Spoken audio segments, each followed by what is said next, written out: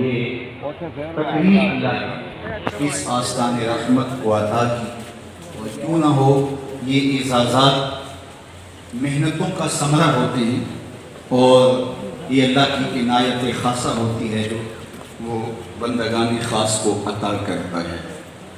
تو میرا آپ کا آج تقریب عرس میں موجود ہونا سعادتوں اور رحمتوں کے حصول کا سبب اور ذریعہ ہے۔ میرے اور آپ کے ممدوح صاحب عرس حضور ضیاء الامت علیہ رحمہ زندگی بھر اجالے بانٹتے رہے، روشنیاں تقسیم کرتے رہے، اور آج اتنا طویل عرصہ گزرنے کے باوجود ان کے نام کا چراغاں ہر آنے والے دن میں آپ دیکھتے ہیں کہ بڑھتا چلا جاتا ہے، اس لیے کہ جنہوں نے اللہ اور اس کے محبوب کے نام کی مالا جپی ہوتی ہے اور ان کے لیے اپنے آپ کو وقف کر دیا ہوتا ہے، اپنی زندگی لگا دی ہوتی ہے، میرے رب کا وعدہ ہے کہ میں ان کو مرنے نہیں دیتا، انہیں حیات طیبہ دیتا ہوں، اور رحمان لوگوں کے دلوں میں ان کی محبت کو اجاگر کر دیتا ہے۔ پھر زمانے گزرے، صدیاں گزریں، تو اس کے باوجود ان کے نام کا فروغ اور ان کے ذکر کی گونج بڑھتی چلی جاتی ہے، اور ہر ساعت، ہر لمحہ، ہر گھڑی تذکروں کی خوشبو ہے کہ پھیلتی چلی جاتی ہے۔ ورنہ دنیا کے اوپر کتنے لوگ آئے اور چلے گئے، اور ان کا طوطی بولتا تھا، نقارے بجتے تھے، جب وہ گھر سے نکلتے تھے ہٹو بچوں کی آوازیں آتی تھیں، لیکن مرنے کے بعد لوگ ان کا نام بھی فراموش کر گئے۔ مٹ گیا مشتاق دل سے رنگ یاد رفتگاں، پھول مہنگے ہو گئے، قبریں پرانی ہو گئیں۔ کون کسی کو یاد رکھتا ہے، اور کس کے پاس فرصت ہے کہ کوئی کسی کو یاد رکھے؟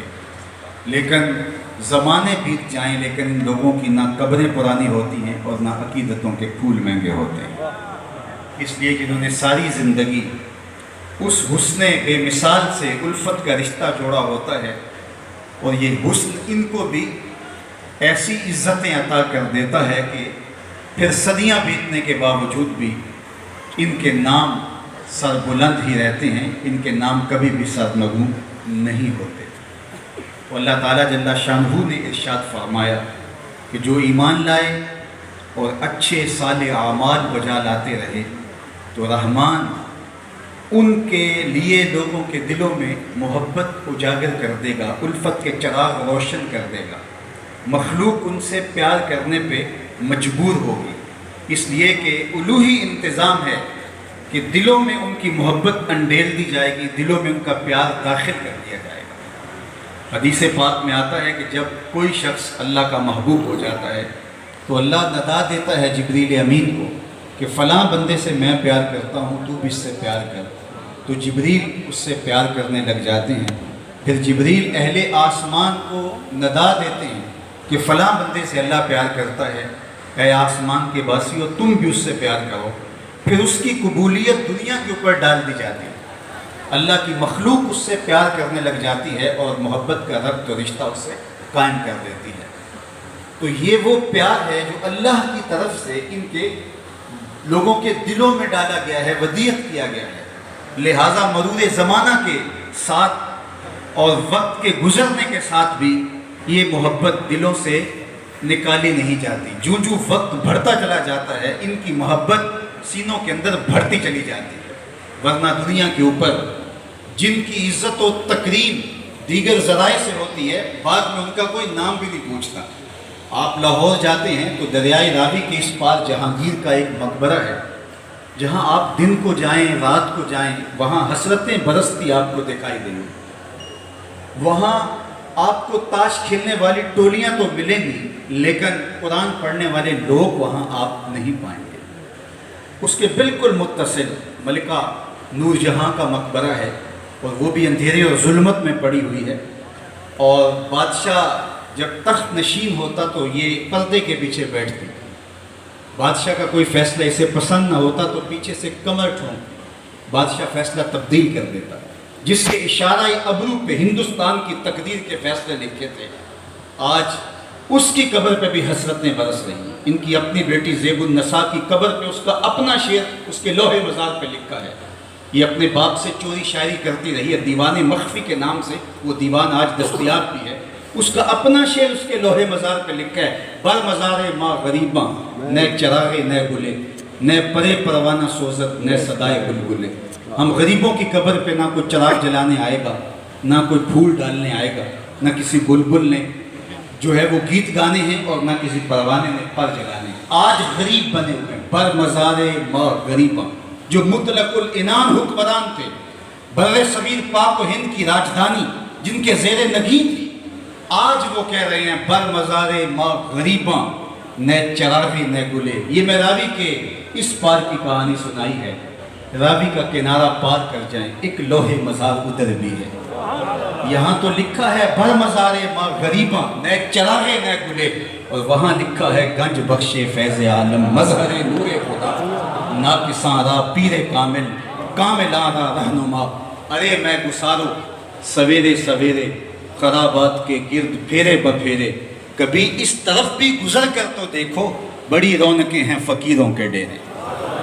تو کہا کہ جو اللہ اس کے رسول کے ساتھ اپنے ربط باطن کو قائم کرتا ہے تو پھر میرا عہد ہے فَلَنُحْيِيَنَّهُ حَيَاتًا طَيِّبَةً، میں پھر مرنے نہیں دیتا، حیات طیبہ بخش دیتا ہوں. اب بھی یہی ہونا چاہیے. تو انہوں نے اس امت کے علاج کو دریافت کیا کہ یہ امت حضور کی ذات سے جب دور ہوگی تو یہ امت نہیں بن سکے گی. اقبال نے اس یہاں اپنے لہجے میں ایک بات کہی تھی: عہد ماں مارا سے ماں بیگانہ کر، از جمال مصطفیٰ بیگانہ کر. لوگوں، اس دور کی ستم ظریفی یہ ہے کہ اس دور نے ہمیں ہم سے دور کر دیا. کیوں دور کر دیا؟ کہ ہمیں حضور کے جمال سے دور کر دیا، حضور کے حسن سے دور کر دیا. جب جمال محمد مصطفیٰ سے امت دور ہو جائے تو امت کے پلے کچھ بھی نہیں رہتا. امت بنتی ہی تب ہے جب زلف پیغمبر کی اسیر بن جاتی ہے. حضور کی قربت امت کو امت بناتی ہے. چون گلے صد برگ مارا بو یکیست، او کے جانے ای نظاموں او یکیست، مست چشمے ساکیے بتہاستے، در جہاں مثل میو می ناستے. ہم حضور علیہ السلام کے دم سے میری اور آپ کی قربت کا کیا سبب ہے؟ عالی مرتبت علماء کرام، ہمارے سیاسی زعماء اور جتنے لوگ بیٹھے ہیں، آپ ان سے پیار کرتے ہیں. یہ محبت کا ربط کس بنیاد پہ قائم ہوا؟ وہ کون سی چیز ہے جس نے ہمیں باہم جوڑ دیا؟ تو میرے استاد جھوم کے پڑھا کرتے تھے: محمد کی وساطت سے محبت تیری میری ہے، محبت اصل ہے ان کی، نہ تیری ہے نہ میری. تو یہ وہ سریش ہے جو جوڑ دیتی ہے اور امت کو امت بناتی ہے. اور دشمن نے یہی کوشش کی کہ کسی طرح سے حضور کی ذات سے دور کر دیا جائے. عہد ماں مارا ز ماں بیگانہ کر، از جمال مصطفیٰ بیگانہ کر. آپ اگر تاریخ پڑھیں تو آپ دیکھیں گے خلق قرآن پہ بحث ہوئی، گناہ کبیرہ کا مرتکب کافر یا نہیں کافر، اس پہ بات ہوئی، اور موضوعات پہ بات ہوئی. آپ جتنے بھی کلامی مسلک ہیں ماضی میں دیکھ لیں، لیکن کبھی حضور کی ذات پر بات نہیں ہوئی. اول من انکر التوسل والاستغاثہ والنداء هو ابن تیمیہ. سب سے پہلا شخص، امام نبہانی نے شواہد الحق میں لکھا ہے، پہلا شخص جس نے توسل سے، استغاثے سے اور ندا سے انکار کیا وہ ابن تیمیہ تھا. اس سے قبل امت میں اسلام کا فتنہ موجود نہیں تھا. اس لیے کہ لوگ حضور کی چوکھٹ پہ حاضر ہوا کرتے تھے اور حضور کو نجات دہندہ سمجھتے تھے. جب ضرورت باقی نہ رہے گی تو چوکھٹ پہ کیوں کوئی حاضر ہوگا؟ تو استغاثہ اور توسل کا انکار کر دیا، اور یہ پہلا فتنہ نمودار ہوا. اور پھر اس کے بعد ذات رسالت مآب صلی اللہ علیہ وسلم پر بھی بات شروع ہو گئی، اور نتیجہ یہاں تک پہنچا. آج ہم جس عہد نافرجام میں جی رہے ہیں، کیا یہ دن بھی ہمیں دیکھنے نصیب ہونے تھے؟ یہ دن بھی ہماری قسمت میں تھے کہ ہمارے پیغمبر کے خاکے تلاشی. یہ گھڑیاں بھی ہمارے مقدر میں لکھی ہوئی تھی، یہ لمحے بھی آنے تھے. ماضی میں ایسا کبھی نہیں ہوا تھا، اس لیے کہ امت حضور کے ساتھ جڑے تو امت بنتی ہے. اگر آپ مجھے پوچھیں کہ دین کا خلاصہ کیا ہے، اور دو لفظوں میں خلاصہ بیان کروں، تو میں اقبال کا لہجہ اتار دوں گا. اقبال نے کہا تھا: دین سراپا سوختن اندر طلب، دین سراپا سوختن اندر طلب، انتہائش عشق آغازش ادب. طلب محبوب میں تڑپنے کا نام دین ہے۔ جو ادب سے شروع ہوتا ہے عشق پہ ختم ہو جاتا ہے، اور جو دین ادب سے شروع ہو کے عشق پہ ختم نہیں ہوتا وہ دین دین ہی نہیں ہے۔ عشق ہی ابتدائے ذات، عشق ہی انتہائے ذات، عشق نہ ہو تو شر ہوتی بت کدا تصورات، کچھ باقی نہیں بچتا۔ تو ذات رسالت مآب صلی اللہ علیہ وسلم سے دور کرنے کی بدکاری کی گئی، اور جن لوگوں نے امت کے مرض کی تشخیص کی، ابھی ایک لفظ یہاں بولا جا رہا تھا نباز اثر، تو اثر کی نبض پہ حضور ضیاء الامت نے ہاتھ رکھا، اور مصنف کتب کثیرہ بننے کی بجائے ایک قرآن پہ کام کیا، اور دوسرا کام انہوں نے حضور کی سیرت پہ کیا، تاکہ یہ زمانہ میرے رسول کی زلفوں کا اسیر ہو جائے۔ حضور کی غلامی اس کے رگ و ریشہ میں جب محو نفوذ ہو جائے گی، چونکہ محبت انسانوں کو، امت کو باہم جوڑتی ہے۔ یہاں میں ایک جملہ اور رک کے کہوں گا، دنیا کی جتنی بھی محبتیں ہیں یہ رقیب پیدا کرتی ہیں۔ ایک کے دو چاہنے والے آپس میں رقیب ہوتے ہیں، یہ میرا محبوب ہے، تم نے کیوں دیکھا؟ لڑائی کی نوبت آ پہنچی، قتل و غارت تک معاملہ پہنچا۔ حسن ہی اتنا قلیل ہے کہ صرف ایک کی ضرورت کو پورا کرتا ہے، دوسرا آیا نہیں، لڑائی ہوئی نہیں۔ یہ دنیا کی محبتیں رقیب پیدا کرتی ہیں۔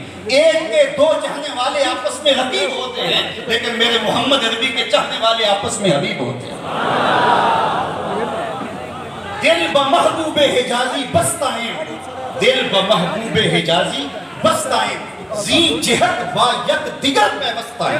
ہماری محبت کا سبب ذات رسالت مآب ہے۔ دل بمحبوب حجازی بستائیں، زی جہت و یک دیگر پیوستائیں، چون گلے صد برگ مارا بو یکیز، او کے جانے این نظاموں او یکیز، مست چشم ساقی فتحاستیں، در جہاں مثل موہی ناستیں۔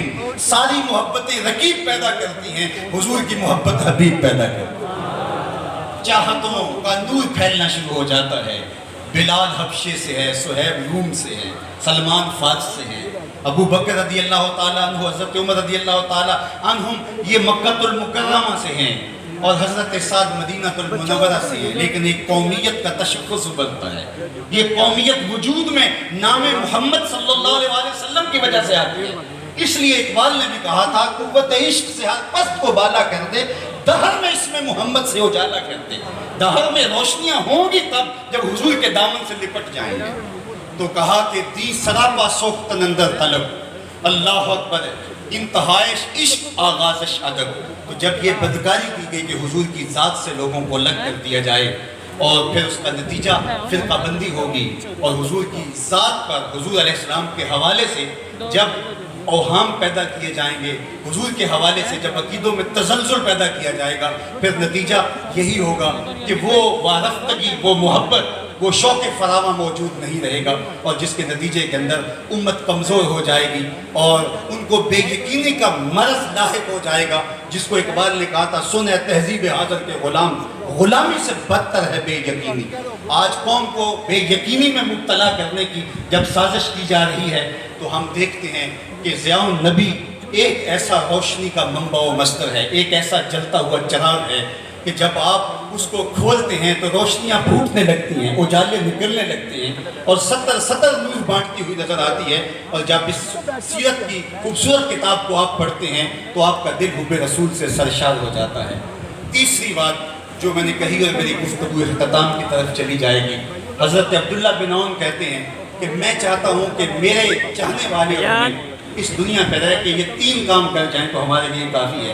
ایک تو لوگوں کو قرآن کی طرف لے کر آئیں، دوسری بات لوگوں کو حضور کی سنت اور حضور کی سیرت کی طرف لے کے آئیں، اور تیسرا کام میرا کرنے کا یہ ہے جو میں ارادہ رکھتا ہوں، اور اپنے متبعین اور اپنے محبین اور اپنے ساتھیوں سے بھی اس کی توقع رکھتا ہوں، وہ یہ ہے کہ میری زبان سے کسی کے لیے کلمہ خیر کے علاوہ کچھ نہیں نکلے انشاءاللہ۔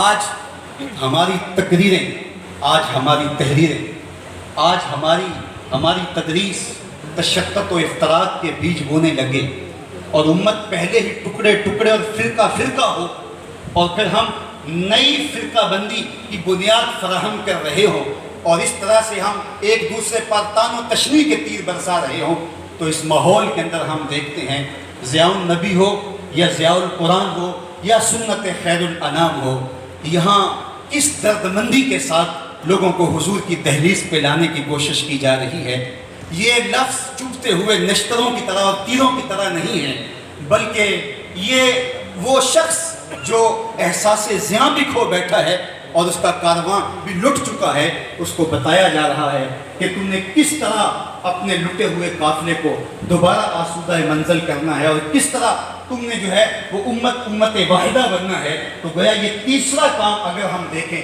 تو ہمیں جو ہے وہ حضور ضیاء الامت کی صورت کے اندر، ان کے کام کی شکل کے اندر نظر آتا ہے۔ تو یہ تین لوگ یار بیگانے تو بیگانے رہے، اپنے تو اپنے رہے، انہوں نے بیگانوں کے لیے بھی جو ہے وہ الفاظ کا چناؤ اتنا خوبصورت کیا ہے اور لہجے میں اتنا درد اور اتنی محبت اور اتنی مٹھاس رکھی ہے کہ وہ بھی میرے حضور کی زلفوں کے اسیر ہو جائیں۔ ان کے لیے بھی چبن اور ان کے لیے بھی تانوں کے انداز سے بلایا نہیں گیا ہے، بلکہ اسلام کا جو طریق حکمت ہے وَجَادِلْهُمْ بِالَّتِي هِيَ أَحْسَنُ، اس کی عملی تصویر پیش کی ہے۔ کس کو پتھر مارے ناصر کون پر آیا ہے، دل کے شیش محل میں ایک ایک چہرہ اپنا ہے۔ اور آج ہم دیکھتے ہیں کہ پوری دنیا کا کوئی بھی مکتبہ ہو جہاں اردو سمجھی یا بولی جاتی ہے، چاہے کوئی جیسے بھی جو ہے وہ مزاج رکھتا ہو، وہاں ضیاء القرآن اور ضیاء النبی ضرور موجود ہوگی۔ یہ سچائی مانی نہیں جاتی، سچائی اپنا آپ منوا لیتی ہے۔ اور آج کی اس تقریب رحمت کی وساطت سے میں اللہ کی بارگاہ میں آپ سارے لوگوں کی آمین کے ساتھ دعا کرتا ہوں کہ اللہ تعالیٰ جل شان حضور ضیاء الامت کے درجے مزید بلند فرمائے اور ان کے مشن کو، ان کی فکر کو مزید فروغ عطا فرمائے۔ دنیا آخرت کی برکتیں اللہ ہم سب کی زندگیوں میں اتار دے۔ کی محمد سے وفات میں تو ہم تیرے ہیں، یہ جہاں چیز ہے کیا لوح و قلم تیرے ہیں، وآخر دعوانا ان الحمدللہ۔ انہیں ایسی عزت سے سرفراز کرتا ہوں جس کو زبان نہیں ہوتا، ان کو کامیابی عطا کر دیتا ہوں، موت اوروں کے لیے، ان کے لیے وصل حبیب کا ایک ذریعہ بن جاتی ہے۔ اقبال علیہ رحمہ کی جب والدہ کا انتقال ہوا تو انہوں نے ایک نظم لکھی والدہ مرحومہ کی یاد میں، تو اس میں انہوں نے فلسفہ ارتقاء پیش کیا۔ ایک تو ڈارون کا فلسفہ ارتقاء ہے جو ایک عجیب و غریب ہے، جس نے انسان کو ایک مہذب شکل بندروں اور جانوروں کی قرار دیا، لیکن اقبال کا جو فلسفہ ارتقاء ہے وہ اس سے مختلف ہے، جو والدہ مرحومہ کی یاد کے اندر اقبال نے ذکر کیا۔ دیار غیر میں تھے، جب انہیں یہ خبر پہنچی کہ ماں کا انتقال ہو گیا تو وہ تڑپے اور پھوٹ پھوٹ کے روئے، آہ وطن میں ہوگا اب کس کو میرا انتظار، کون میرا خط نہ آنے سے رہے گا بے قرار، آرزو لے کر تیری خاک تربت پہ آؤں گا، اب دعائے نیم شب میں کس کو میں یاد آؤں گا، کون پچھلے پہر اٹھ کے دعائیں کرے گا، کون التجائے کرے گا، میرے حصے کی رحمت اللہ سے طلب کرے گا۔ تو پھوٹ پھوٹ کے رویا، انہوں نے اپنی ماں کے لیے ایک قصیدہ لکھا۔ اس کے ابتدائیے میں انہوں نے فلسفہ ارتقاء کو پیش کیا۔ وہ کہتے ہیں ہر شخص کی فطرت کے اندر آگے بڑھنے کا جذبہ ہے، جو انسان کی زندگی میں تحرک پیدا کرتا ہے۔ اگر یہ جذبہ سرد پڑ جائے تو پھر جمود اور تعطل پیدا ہو جائے، پھر آگے بڑھنا انسان کے بس میں نہ ہو، تو وہ جذبہ انسان کو ہر لحظہ آگے بڑھانے کی طرف، وہ اس کی جس طرح کی بھی زندگی ہے، وہ برائی کی زندگی گزار رہا ہے یا نیکی کی زندگی گزار رہا ہے، وہ آگے بڑھنے کی خواہش اس جذبہ کے تحت اپنے سینے کے اندر موجزت پاتا ہے اور وہ آگے بڑھتا چلا جاتا ہے۔ اس کی مثال انہوں نے ایک بیج سے دی ہے۔ وہ کہتے ہیں ایک بیج کو جب زمین کی کوکھ میں رکھا جاتا ہے اور مناسب نمی اور حرارت اس کو پہنچتی ہے تو وہ بیج اگنا شروع ہو جاتا ہے، اس میں نشت پیدا ہوتی ہے، پھر ایک کونپل پھوٹتی ہے۔ یہ بیج کی بہتر صورت تھی، اس کے ارتقاء کا ایک رنگ تھا، لیکن پھر وہ اس پہ بھی مطمئن نہیں ہوتا بیج، وہ کونپل سے پھر شاخ بنتی ہے، شاخ سے پھر پتے نکلتے ہیں، پتوں سے پھر کلیاں نکلتی ہیں، اور یہ ارتقائی مراحل یہ بیج طے کرتا چلا جاتا ہے، اور کلیوں سے پھر پھول بنتے ہیں، اور پھول سے پھر پھل بنتا ہے۔ یہ اس کا نقطہ کمال ہے۔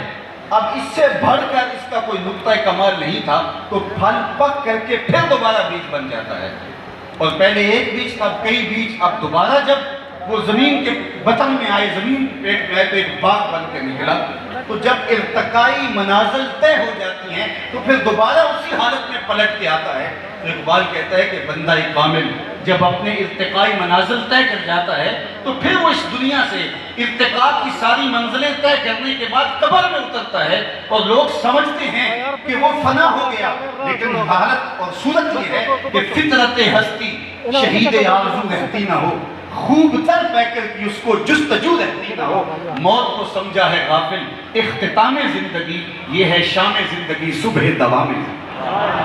فَلَنُحْيِيَنَّهُ حَيَاتًا طَيِّبَةً کا روپ دار کر کے وہ پھر ایک ایسے روپ میں جاتا ہے کہ پھر وہاں جا کر کے اس کے فیض و برکات بڑھ جاتے ہیں۔ موت فنا نہیں کر دیتی، اگر موت فنا کر دیتی ہوتی تو پھر اتنی عرصہ یہ چیز نہ ہوتی۔ تو موت فنائیت تامہ کا نام نہیں ہے، ایک نئی زندگی، ایک برزخ کی زندگی دیتی ہے، اور جو اللہ ہے وہ ارتقائی منازل کو طے کر کے اس سے اگلے درجے کے اندر سفر کرتے چلے جاتے ہیں۔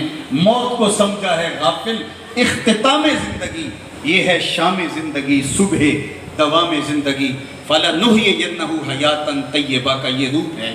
اب وہ قبر میں پہنچ کر کے بھی فیض رساں ہوتا ہے، اس کے انوار بڑھتے رہتے ہیں، وہ روشنیاں بکھیرتا رہتا ہے، اور وہ ڈوب کر کے بھی نہیں ڈوبتا، بلکہ وہ ایک اور رنگ کے اندر، جو اقبال علیہ الرحمٰن نے دوسرے مقام پہ کہا، جہاں میں اہل ایمان صورت خورشید جیتے ہیں، ادھر ڈوبے ادھر نکلے، ادھر ڈوبے ادھر نکلے، تو یہ ان کے معاملات ہوتے ہیں، اور وہ نور و نکھت، روشنیاں اور اجالے بانٹتے چلے جاتے ہیں۔ لیکن جب انہوں نے علائق نفسانیہ سے اپنے آپ کو پاک کیا ہو، ستھری پاکیزہ عفت معاب زندگی کا تصور انسان کی اخروی زندگی کی بہتری کا ضامن بن جاتا ہے، اس لیے فرمایا جو ایمان اور صالح اعمال کے نور سے مالا مال ہو جاتے ہیں تو رحمان لوگوں کے دلوں کے اندر ان کے پیار کی، ان کی الفت کی اور ان کی محبت کی ایک بہار پیدا کر دیتا ہے، اور دھرتی کے باسی ان سے پیار کرنے پر مجبور ہو جاتے ہیں۔ اور آج آپ اتنے لوگ کشاں کشاں چل کے بستی بستی سے، شہر شہر سے یہاں پہنچے ہیں، تو یہ وہ محبت آپ کو کھینچ لائی ہے۔ محبت کا جو تخم جو دل میں بویا جاتا ہے، پھر ریاض نخل طور بنتا ہے، وہ پھر کبھی بھی مرجھاتا نہیں ہے، وہ ہمیشہ ثمر بار رہتا ہے، اور اس کے پھل ہمیشہ بنی نوع انسانیت کو ملتے رہتے ہیں۔ اچھا، میں اگر بات کو طویل کر دوں تو وقت کے دامن میں اتنی گنجائش نہیں ہے، میں آپ کے سامنے مختصراً حضور ضیاء الامت علیہ الرحمہ کی زندگی کو میں نے جو دیکھا اور ان کو جس انداز سے میں نے پڑھا، تو میں ان کی شخصیت کے صرف ایک پہلو کو، کیونکہ جو لوگ ان کی قربت میں رہے، ان کی صحبت کے نور اور ان کی صحبت کے اجالوں میں زندگی بسر کی، اور می کی طرح رحمت کا برستا ہوا جھرنا پھوٹتا رہا اور وہ اپنی جھولیاں بھرتے رہے، وہ تو کچھ بیان کر سکے۔ لیکن میں ایک ایسا شخص کہ جن کی زندگی میں ان سے 2 یا 3 ملاقاتیں ان کو نصیب ہوئی، جس شخص کو تو وہ کیا احاطہ کر سکتا ہے، اور کیسے دامن دل پھیلا کر کے میں کوئی بات کرنے کا دعویٰ کر سکتا ہوں۔ لیکن پہلے میں امام بخاری علیہ الرحمہ کے حوالے سے حضرت عبداللہ بن عون رضی اللہ تعالیٰ عنہ کا ایک قول آپ کے سامنے رکھنا چاہتا ہوں۔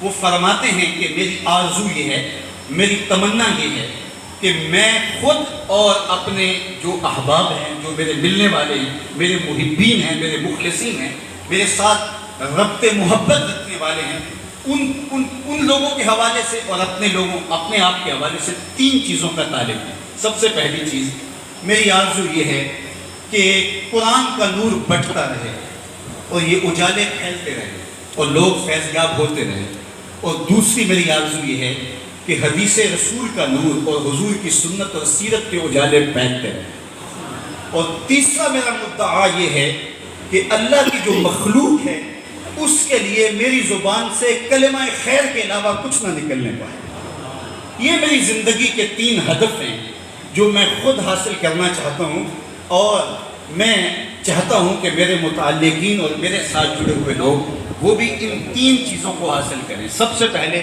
قرآن مجید کے ساتھ ان کا تعلق مضبوط ہو اور ان کا وجود قرآن مجید کو پھیلانے کا سبب اور ذریعہ بنے۔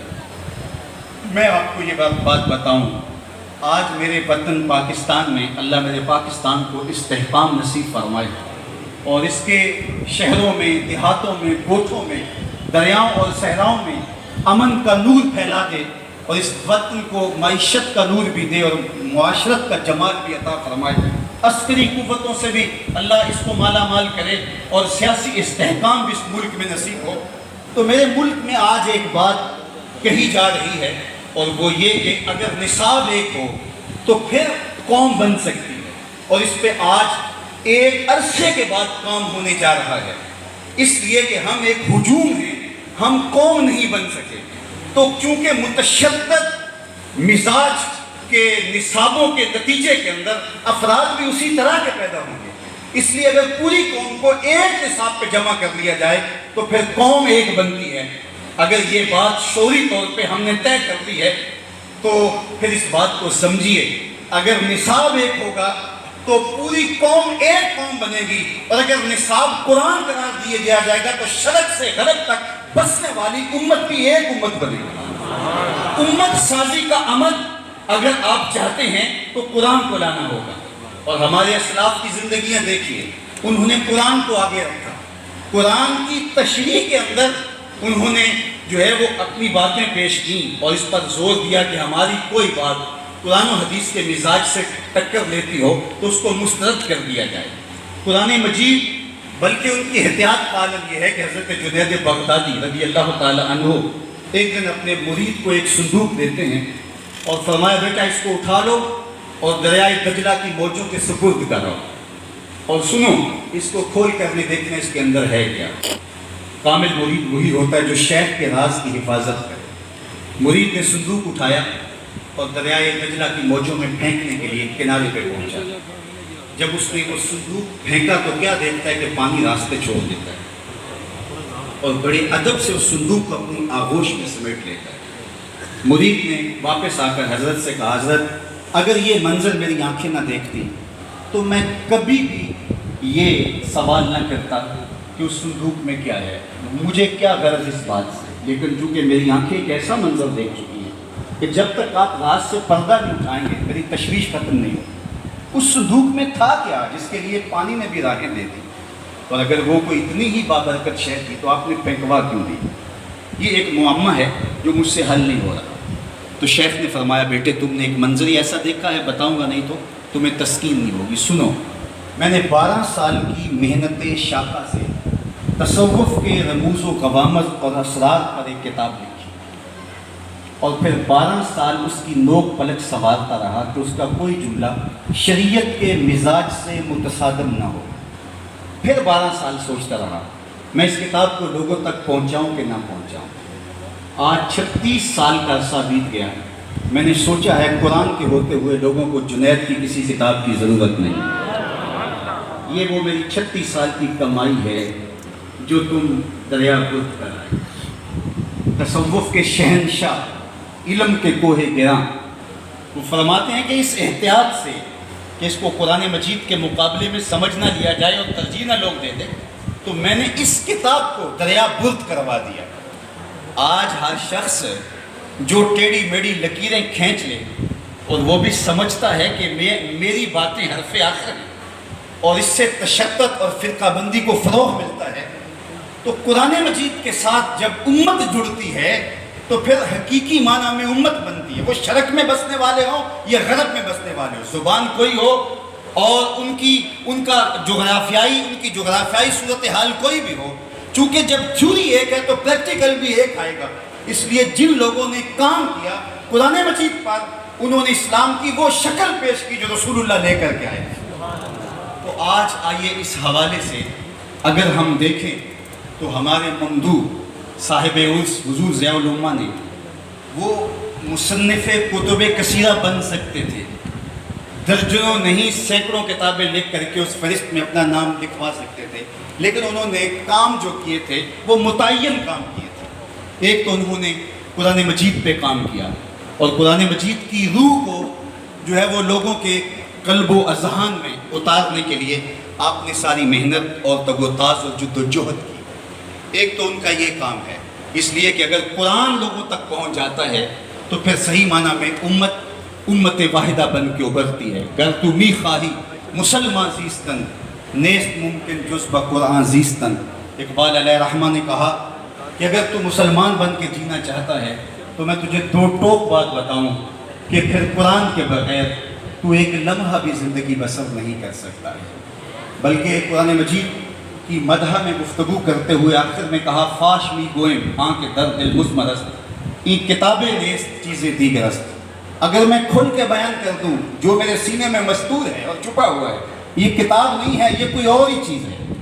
یہ زندگی بخش کے کتاب ہے، یہ حیات آفری کتاب ہے، یہ بنی نوع انسان کو پستیوں سے اٹھا کر بلندیوں تک پہنچانے کی ضامن ہے یہ کتاب۔ لیکن افسوس ہم نے اس کتاب کو ان مقاصد کے حصول کے لیے تلاوت ہی نہیں کیا۔